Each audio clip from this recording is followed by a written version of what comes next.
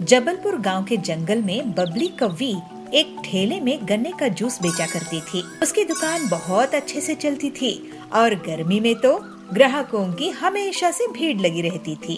बबली सबसे बहुत अच्छे से बात करती थी। ऐसे ही बहुत समय तक काम करते हुए उसने बहुत पैसे कमाए और फिर कालू कौवे से शादी कर ली। अपनी सफलता के कारण उसको बहुत घमंड हो गया था और वो गरीब ग्राहकों से बदतमीजी से बात करती थी। बबली दीदी, मुझे 2 ग्लास ताज़ा गन्ने का जूस देना। मैं आपको पैसा कल दे दूंगा। अगर कल पैसे देने हैं तो कल ही जूस पीना। तुम गरीब लोगों की सेवा के लिए दुकान नहीं खोली है मैंने। अरे बबली दीदी, आप ऐसे कैसे बात कर रही है? मैं तो आपका रेगुलर ग्राहक हूँ। देखो बंटी भैया, पैसे रखो और जूस पियो। और हाँ, आज से गर्मी शुरू हो रही है ना, आज से 20 रुपया ग्लास नहीं बल्कि 40 रुपया ग्लास गन्ने का जूस मिलेगा। इस तरह से बबली बहुत घमंड हो चुकी थी। गरीब ग्राहकों से पैसे रखवाती थी, फिर गन्ने का जूस देती थी। कोई गन्ने का जूस नहीं बेचा था जिसकी बबली फायदा उठा रही थी। लेकिन अगले ही दिन बबली की दुकान के सामने पीलू चिड़िया अपना गन्ने का जूस का ठेला खोलती है। उसकी दुकान चलती देखकर बबली उसे जलने लगती है। पीलू चिड़िया, तुम मेरे ठेले के सामने गन्ने का जूस क्यों बेच रही हो? मैं तुम्हारी दुकान चलने नहीं दूंगी। अरे सुंदरी दीदी, गुस्सा मत करो। जंगल में इतने ग्राहक हैं कि हम दोनों की दुकान अच्छे से चल सकती है। पीलू की बातें सुनकर बबली चुप हो जाती है। पीलू अपने ग्राहकों से बहुत अच्छे से बात करती थी, जबकि बबली अभी भी बहुत घमंड से रहती थी। जल्द ही पीलू की दुकान में भीड़ लगने लगती है, क्योंकि वो गन्ने का जूस को सिर्फ 15 रुपए में बेचा करती थी। ये पीलू तो बहुत ही चालाक निकली, सस्ते दामों में जूस बेच रही है। इसकी दुकान बंद करवा दूंगी। मैं भी दाम कम कर देती हूँ, लेकिन उतने पैसों में मैं गन्ने का जूस नहीं बेचूंगी, बल्कि केमिकल वाला नकली मिलावटी जूस बेचूंगी। ग्लास का जंबो साइज बड़ा देखकर जंगल वाले मेरे ही पास आएंगे और पीलू की दुकान बंद हो जाएगी। फिर ऐसा सोचकर बबली अपने घर में केमिकल वाला जूस तैयार करती है और मन ही मन बहुत खुश होती है। जंबो गन्ने का जूस ले लो, जंबो गन्ने का जूस। इतने बड़े गन्ने का जूस कभी नहीं देखे होंगे। जंगल के पक्षी बबली की आवाज सुनकर उसकी दुकान की तरफ भागते हैं और ग्लास का साइज देखकर लालच में आ जाते हैं और सिर्फ कुछ ही मिनट्स में बबली के जंबो गन्ने का जूस बिक जाता है। देखा पीलू चिड़िया, मुझसे पंगा लेने का नतीजा, मैं तुम्हारी दुकान बंद करवा के ही रहूंगी। उसी दिन से पीलू की दुकान में ग्राहकों की कमी होने लगती है और अगले दिन से तो कोई भी उसकी दुकान नहीं जाता है। थोड़े ही दिनों में पीलू को दुकान बंद करने की नौबत आ जाती है। तभी एक दिन डॉक्टर हरिया उसकी दुकान पहुंचते हैं। पेलो, मुझे 1 ग्लास जूस देना। बबली की दुकान में भीड़ है, मुझे लेट हो रहा है, नहीं तो मैं उसी की दुकान में जाता। ये लीजिए डॉक्टर सर। अरे वाह, ये बहुत ताज़ा है। ऐसा करो, तुम मेरे हॉस्पिटल में रोज 20 ग्लास भेज दिया करो मरीज के लिए। पीलू ये सुनकर बहुत खुश हो जाती है और हरिया के मरीज उसके गन्ने का ताज़ा जूस पीकर ठीक हो जाते हैं। लेकिन तभी वहाँ बबली की दुकान से गन्ने का जूस पीने वाले पक्षी आते हैं और उल्टियाँ करने लगते हैं। अरे ये क्या, इन्हें तो उल्टियाँ हो रही है। उनका टेस्ट होता है और उनसे हरिया पूछता है कि वो लोग क्या खाए पिए थे। तब वो बताते हैं कि रोज वो बबली के यहाँ जूस पीते हैं। बबली, तुमने इस गन्ने की जूस में क्या मिलाया है? तुम्हें पता है सबको किडनी में स्टोन्स हो गए हैं।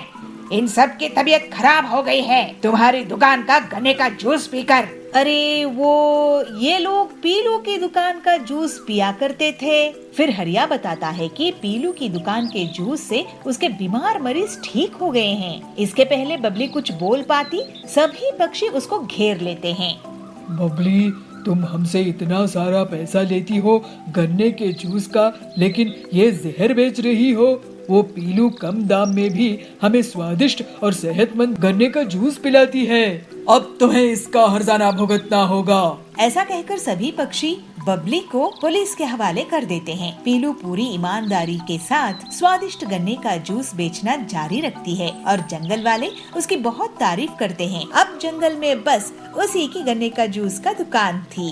पीलू और बाकी लोग अब हंसी खुशी रहने लगते हैं। सर्दियों का मौसम चल रहा था। पीहू हिरन और चुन्नू बालू की स्कूल की भी छुट्टियां पड़ गई थी। वो दोनों दिन भर खेलते ही रहते थे। उनके साथ उनकी सोसाइटी के बच्चे भी खेलते रहते थे। एक दिन जब वो बाहर से खेलकर घर में आए तो उन्होंने देखा कि उनके मम्मी पापा कपड़ों को बैग में पैक कर रहे हैं। तो इस पर दोनों को उत्सुकता हुई, इसलिए दोनों ने एक साथ पूछा, मम्मी पापा हम कहीं जा रहे हैं क्या? मम्मी, हाँ बच्चों, तुम्हारी नानी का कॉल आया था। वो कह रही थी कि बच्चों की स्कूल की छुट्टी पड़ गई है तो उनके पास आ जाओ, इसलिए हम आज ही गाँव के लिए निकल रहे हैं। ये सुनते ही दोनों खुशी से झूम उठे। ये हम नानी के पास जाएंगे, बहुत मजा आएगा। दोनों ने जल्दी जल्दी से अपना अपना बैग पैक किया और ट्रेन को पकड़कर नानी के गांव आ गए। वो जैसे ही नानी के घर पहुंचते हैं वैसे ही नानी बाहर निकल कर आती है और पीहू और चुन्नू को गले से लगा लेती है। अरे मेरे बच्चों, आ जाओ आ जाओ। अरे कितने बड़े हो गए हो तुम तो। आ जाओ, चलो अंदर चलो, तुम्हारे मौसा मौसी मामा मामी इंतजार कर रहे हैं। चलो चलो। वो जैसे ही घर के अंदर आते हैं वैसे ही पीहू और चुन्नू के मामा मामी और मौसा मौसी उनकी खातिरदारी में लग जाते हैं। अरे मेरे बच्चों, कैसे हो तुम? पिछली बार आए थे तो कितने छोटे थे, अब देखो कितने बड़े हो गए हो। देख पीहू, तेरी मौसी तेरे लिए क्या लाई है। ये तो मेरी फेवरेट चॉकलेट है। थैंक यू मौसी। पीहू और चुन्नू को भी बहुत अच्छा लग रहा था। उन्होंने सबको नमस्ते की। कुछ देर बाद वो अपने खेत पर पहुँचते हैं जहाँ गन्ने की फसल लगी हुई थी। मामा जी, मुझे गन्ना खाना है, एक गन्ना दो ना। अरे क्यों नहीं मेरी लाडो रानी, रुको मैं अभी तोड़ कर देता हूँ। मामा दो गन्ने तोड़कर पीहू और चुन्नू को देते हैं। दोनों बड़े ही मजे से गन्ने का लुत्फ उठाते हैं। उसके बाद वो सरसों का खेत भी देखते हैं। मौसी जी, ये सरसों के फूल तो बहुत सुंदर है, मैं एक फोटो खिंचा लूं? क्यों नहीं, जरूर आओ, मैं तुम्हारी फोटो खींच देती हूँ। मौसी दोनों की फोटो खींचती है। तभी वो देखते हैं कि पास ही के खेत में कुछ गायें और भैंसे घास चर रही हैं। ये नजारा उन्हें और लुभाता है और वो आगे बढ़कर उन्हें चारा देते हैं। खेत को घूमने के बाद वो दोनों घर आ जाते हैं। रात भी हो जाती है। ठंड अब और बढ़ने लगती है। नाना जी, यहाँ पर बहुत ठंड है, मुंबई में तो इतनी ठंड नहीं पड़ती, कुछ करो ना। क्योंकि बच्चों, वहाँ पर खेत खलियान और पेड़ पौधे इतने नहीं हैं जितने यहाँ हैं, इसलिए यहाँ ठंड भी ज्यादा पड़ती है। पर तुम चिंता मत करो, मैं अभी आग जला देता हूँ। नाना जी लकड़ियों को इकट्ठा कर उन्हें जला देते हैं। तभी लाइट भी चली जाती है। ओ, अब लाइट भी चली गई नानी जी, पूरे घर में तो अंधेरा छा गया है, अब क्या करेंगे? मैं अभी लालटेन जला देती हूँ। नानी लालटेन जलाकर ले आती है। उसके बाद पीहू और चुन्नू का सोने का समय आ जाता है, पर वो अपने मम्मी पापा के पास ना सोकर नाना नानी के पास सोते हैं। नानी जी, कहानी सुनाओ ना, मुझे ना आपकी कहानी सुननी है। वो जो हम पिछली बार आए थे तब आपने एक कहानी सुनाई थी ना, वो मुझे बहुत अच्छी लगी थी। प्लीज वही वाली कहानी सुनाओ ना। कौन सी वाली बेटी, मुझे याद नहीं है, तुम बताओ तो मैं सुना दूं। वही नानी, वही वो कौवे वाली, वो प्यासे कौवे वाली जो आपने सुनाई थी। ओहो, वो वाली कहानी सुननी है तुम्हें? अजी तुम ही सुना दो ना इन्हें। अरे तुम ही सुना दो भाग्यवान। नानी कहानी सुनाना शुरू करती है। दोनों नाना नानी के बीच लेटे हुए थे और कहानी का लुत्फ उठा रहे थे। कहानी सुनते सुनते दोनों गहरी नींद में चले जाते हैं और सो जाते हैं।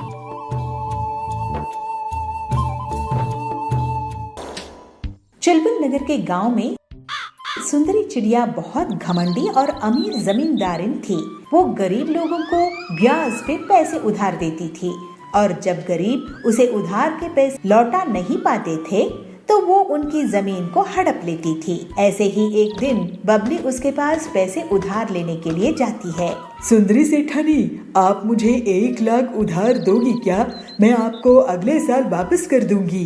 मुझे कैसे पता कि तुम मुझे पैसे वापस कर दोगी? तुम कौन हो? मैं तो तुम्हें नहीं जानती हूँ। मैं यही इसी जंगल में रहती हूँ। सेठानी जी, गरीब किसान हूँ, छोटी सी जमीन है मेरी। अच्छा, तो तुम मुझे अपनी जमीन गिरवी रख दो, मैं तुम्हें पैसे उधार दे दूंगी। वैसे कितनी बड़ी जमीन है तुम्हारी? मेरी 10 एकड़ की जमीन है, आप गिरवी रख लो। ठीक है, यहाँ अंगूठा लगाकर पैसे ले जाओ, लेकिन याद रखना पैसे नहीं चुकाए तो जमीन मेरी। फिर बबली उन पैसों से खाद और दवाइयाँ लाती है और खेत में दिन रात बहुत मेहनत करके फसल उगाती है। इस बार उसकी अच्छी फसल हुई थी। ऐसे ही एक दिन सुंदरी उसके खेत के पास से निकल रही थी। तभी उसकी नजर बबली के खेत में जाती है। अरे वो टिल्लू, कहाँ घूम रहा है? ये बता कि ये खेत किसका है जिसमें इतनी बढ़िया फसल उगी है? सेठानी जी, ये खेत बबली का है। उसी बबली का जिसने मुझसे पैसे उधार लिए हैं? अरे वाह, इसका मतलब ये जमीन और ये फसल और इसका मुनाफा मेरा हुआ। फिर सुंदरी बबली से मिलती है। क्यों बबली, इस बार तो तुम्हारी फसल बहुत अच्छी हुई है, लगता है बहुत मेहनत करी हो। जी सुंदरी जी, मैं फसल बेचकर आपका उधार लौटा दूंगी। उसके बाद घर में बेटी भी है, उसकी शादी भी करनी है। ठीक है, ब्याज मिलाकर 3 लाख दे देना। क्या? लेकिन मैंने तो बस 1 लाख ही उधार लिए थे सेठानी जी। हाँ तो ब्याज चढ़ा के और 2 लाख हो गए हैं। तुम अनपढ़ गंवार लोग कुछ नहीं समझते। ये तो अन्याय है सुंदरी जी। फालतू की बात मत कर, नहीं तो मैं तुझे घर में भी नहीं रहने दूंगी। मैं आपके पैसे नहीं चुका पाऊंगी। नहीं, आप मेरी जमीन ही रख लो। शाम में बबली अपने घर आई और अपनी बेटी पीलू को रोते रोते सब कुछ बता दी। मैं उस लालची सेठानी को देखती हूँ, वो अपने आप को क्या समझती है। आप चिंता मत करो माँ, अब मैं उससे सभी चिड़ियों की हड़पी हुई जमीन वापस करवाऊंगी। पीलू अपनी सहेली हरी तोती के साथ एक प्लान बनाती है। दोनों सहेलियां एक छोटी सी खेत की जमीन में एक नकली पेड़ लगाती है और फिर उस पेड़ को लाल रंग से रंग देती है। फिर वो दोनों उसकी डालियों में सोने, चांदी, डायमंड्स के गहने चिपका देती है, जिससे ऐसा लगता है कि वो गहने उसी पेड़ के फल हो। अब आएगा मजा, लालची सुंदरी कैसे फंसेगी देखना। इसके बाद पीलू चिड़िया हरी तोती के साथ जानबूझकर सुंदरी के पीछे जोर जोर से बातें करती है। अरे तूने देखी क्या उस लाल पेड़ को जो उस खेत में उगा है? उसमें से फल की जगह गहने उग रहे हैं। नहीं तो चल दिखा मुझे। ये सुनकर सुंदरी पीलू और हरी के पीछा करने लगती है। जब वो दोनों खेत पहुंचते हैं तो अरे क्या ये असली सोने जवाहरात है? सेठानी जी, आप कब आ गई यहाँ? खैर हमने तो हीरे जवाहरात कभी नहीं देखे हैं, आप खुद ही देख लो कि सोना चांदी हीरा असली है कि नहीं। वैसे सेठानी जी, आपको बता दूं कि कल बहुत बड़े जमींदार आ रहे हैं जो इस जमीन को खरीद लेंगे, इसके साथ ये पेड़ भी। ऐसा क्या? तो एक बार मुझे इसके गहने दिखाओ। फिर पीलू और हरी तोती गहने दिखाते हैं। अरे ये तो सही में हीरे हैं, हीरे। चलो अच्छी बात है, अब हम ये जमीन उस शहर वाले सेठ को बेच देंगे। नहीं, ये जमीन तो मुझे चाहिए। लेकिन आपके पास इतने पैसे हैं क्या सेठानी जी? अरे पीलू, तुम गरीब लोग गरीब ही सोचोगे। इसके लिए तो मैं अपनी पूरी जमीन जायदाद बेच दूंगी, लेकिन मैं इस पेड़ की जमीन को खरीद के ही रहूंगी। ठीक है, तो फिर सौदा पक्का। आपकी पूरी संपत्ति के बदले में ये जमीन। ये लीजिए इस जमीन के कागजात। लेकिन पहले आप अपनी संपत्ति के कागज मेरे नाम कर दीजिए। फिर सुंदरी अपनी पूरी संपत्ति, जमीन, जायदाद, गाड़ियाँ, हवेली पीलू के नाम कर देती है और उस छोटी सी पेड़ वाली जमीन को बदले में ले लेती है। अगले दिन कुछ लोग उस पेड़ के पास इकट्ठा होते हैं। क्यों गरीब लोग, कैसा लगा मेरा ये गहनों का पेड़? जरा हमें भी दिखाना गहने सेठानी जी। ये देखो।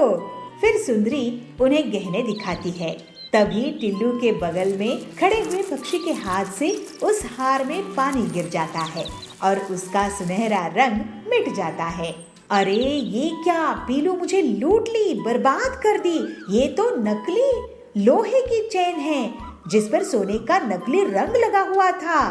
इस तरह से सुंदरी को उसकी धोखाधड़ी की सजा मिल जाती है और पीलू की मदद से बबली और बाकी जंगल के पक्षियों को उनकी लूटी हुई जमीन वापस मिल जाती है। फिर सब खुशी खुशी रहने लगते हैं।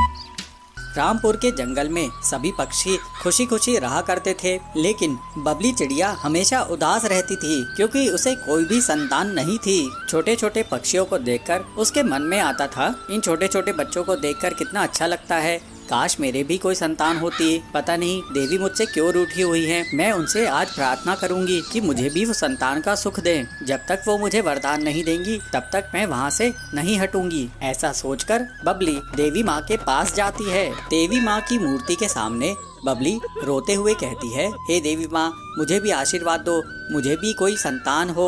इतने साल हो गए मेरी शादी को, लेकिन मुझे अभी भी कोई अंडा नहीं हुआ है। मैं आपसे प्रार्थना करती हूँ। बहुत देर तक बबली देवी माँ के सामने प्रार्थना करती रहती है। थोड़ी देर बाद बबली वापस अपने घर आती है। कुछ दिनों बाद बबली को पता चलता है कि वो अंडे देने वाली है। बबली कहती है, हे देवी माँ, आपका बहुत बहुत धन्यवाद, आपने मेरी प्रार्थना स्वीकार कर ली। इसी तरह कुछ दिन बीत जाते हैं और बबली को इमली खाने की इच्छा होती है। फिर बबली इमली की तलाश में जंगल के अंदर चली जाती है और उसे एक इमली का पेड़ दिखाई देता है। उसे देखकर वो सोचती है, इसमें बहुत सी इमलियाँ लगी हुई है, मैं कुछ इमलियाँ तोड़ लेती हूँ। कुछ इमलियाँ मैं यहीं खा लूंगी और कुछ अपने साथ घर ले जाऊंगी। जैसे ही बबली इमलियाँ तोड़ने लगती है, वैसे ही इमली के पेड़ में रहने वाला बाज उस पर हमला कर देता है।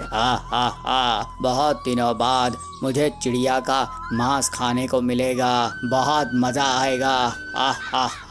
बबली उससे गिड़गिड़ाते हुए कहती है, मुझे छोड़ दो, मैंने तुम्हारा क्या बिगाड़ा है, मैं तो माँ बनने वाली हूँ। अच्छा ठीक है, जब तू माँ बन जाएगी उसके बाद मैं तुझे अपना शिकार बनाऊंगा, क्योंकि मैं किसी भी गर्भवती को अपना शिकार नहीं बनाता हूँ। बाज बबली को उठाकर एक गुफा में बंद कर देता है। बबली वहाँ पर रोने लगती है। जंगल में आने के पहले मैंने तो किसी को बताई भी नहीं, सभी लोग मेरी तलाश कर रहे होंगे। अब मेरे साथ साथ मेरा होने वाला बच्चा भी खतरे में पड़ गया है। दूसरी तरफ नदी के किनारे बबली चिड़िया के नहीं मिलने के कारण चारों तरफ हड़कंप मच जाता है। दोस्तों, लगता है बबली चिड़िया किसी मुसीबत में फंस गई है। हमें जंगल में जाकर देखना चाहिए, वो बहुत देर से किसी को दिखाई नहीं दी है। पीलू चिड़िया कहती है, हरिया काका, बबली दीदी देवी माँ की बहुत बड़ी भक्त थी, हम पहले देवी माँ से आशीर्वाद लेते हैं, फिर उन्हें ढूंढने जाते हैं। ऐसा सोचकर पीलू और हरिया काका पहले देवी माँ से आशीर्वाद लेने के लिए जाते हैं। हे देवी माँ, हमें आशीर्वाद दीजिए, हम बबली दीदी को ढूंढ निकाले। फिर पीलू और हरिया काका जंगल की ओर जाते हैं। थोड़ी ही देर बाद उन्हें बबली एक गुफा के अंदर मिल जाती है।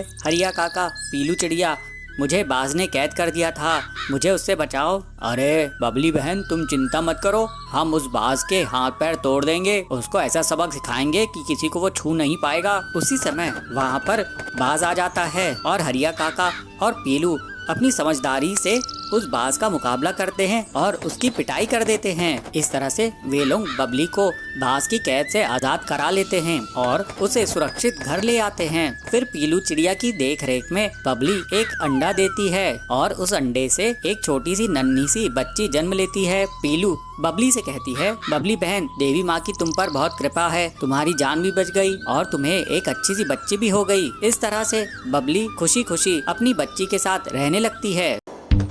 बंटी अपनी बहन पीलू से मिलने के लिए एक गांव में गया। पीलू उसको देखकर बहुत खुश हुई। बंटी भैया, कैसे हो? आपको देखकर बहुत खुशी हुई। आपके जीजा दिन ब दिन कंजूस होते जा रहे हैं, इसलिए कहीं जाने के लिए वो पैसे भी नहीं देते। क्या बात कर रही हो पीलू बहन, जीजा जी इतने कंजूस है क्या? हाँ, आपको यकीन हो जाएगा जब आप उनसे मिलोगे। अभी आते ही होंगे आपके जीजा जी। तभी वहाँ पर बबलू जीजा जी पत्तों के कपड़े पहनकर आते हैं और उनके साथ उनके दोनों बच्चे भी पत्तों के कपड़े पहन के आते हैं। अरे जीजा जी, आपने तो कपड़े ही नहीं पहने हैं, ये पत्तों को ढक कर क्यों घूम रहे हो? अरे बंटी, कपड़े खरीदो, उसके बाद उसे धो, जिसमें वॉशिंग पाउडर और पानी का खर्चा आता है। इतना खर्चा क्यों करना?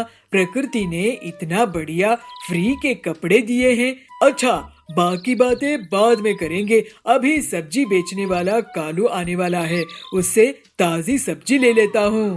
पर उसमें भी तो आपको पैसे खर्च होंगे ना। तुम देखते जाओ अपने जीजा जी का कमाल। फिर कालू के ठेले से बबलू कुछ सब्जियों को अपने घर के पीछे फेंकने लगा। अरे इतनी खराब सब्जियाँ, इन्हें तो इस ठेले में होना ही नहीं चाहिए। अरे तुम इतने फेंको मत, नहीं खरीदना है तो मत खरीदो। अरे जाओ कालू जाओ, मुझे तुमसे सब्जियाँ नहीं खरीदनी है। कालू वहाँ से चला जाता है और बबलू फेंकी हुई सब्जियों को लाकर पीलू को दे देता है। ये देखकर बंटी हैरान रह जाता है। अरे ये सब्जियाँ बेकार नहीं है, बस कुछ दाग लगे हैं, इन्हें साले साहब के लिए बना लो पीलू। ऐसे ही जब वो सब खाने के लिए बैठते हैं तो सब्जी कम और पानी ज्यादा था। अरे दीदी, सब्जी तो इसमें है ही नहीं। इतनी ही सब्जी डालने की इजाजत है तुम्हारी जीजा जी से। इससे ज्यादा सब्जी इस्तेमाल करूंगी तो वो नाराज हो जाएंगे। ये सब्जी पचने में बहुत आसान है साले साहब, खाओ खाओ, जितना मन करे खाओ। बंटी अब वहाँ से जाने के बारे में सोचने लगा। जल्द से यहाँ से वापस चला जाता हूँ, नहीं तो कुछ दिनों बाद सिर्फ खाना सूंघने के लिए मिलेगा। अगले दिन दीदी मैं चलता हूँ, बहुत दिन रह लिया। बहुत दिन कहाँ भैया, 2 दिन और रुक जाओ ना। अरे तुम्हें मैं पास के पहाड़ दिखा लाऊंगा, रुक जाओ, वहाँ की गरम गरम चाय भी पिलाऊंगा। अब इतनी दूर से आए हो, इतना तो मैं तुम्हारे लिए कर ही सकता हूँ ना साले साहब। अपने जीजाजी का कहना वो नहीं टाल पाया और रुक गया। बंटी को लगता है कि जीजाजी उसको खातिरदारी करने वाले हैं। चलो, आखिर जीजाजी मुझे कह रहे हैं घुमाने खिलाने के लिए, तो मैं रुक जाऊंगा। शाम में बबलू बंटी को घर से बाहर बुलाता है। साले साहब यहाँ आओ, बैठो।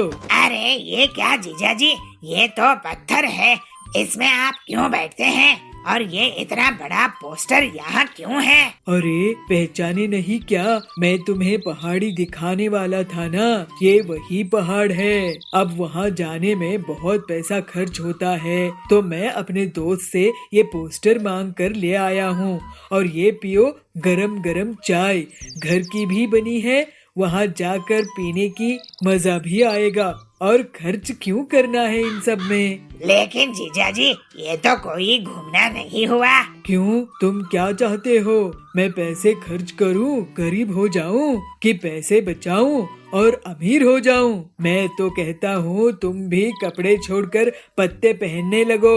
ये सुनकर बंटी का सिर चकरा जाता है, वो वहाँ से तुरंत भाग जाता है। अरे ये तो भाग गया, चलो भाग भाग कर घर पहुँच जाएगा तो ट्रेन के पैसे बचेंगे। हे भगवान, कैसे जीजा मिला है।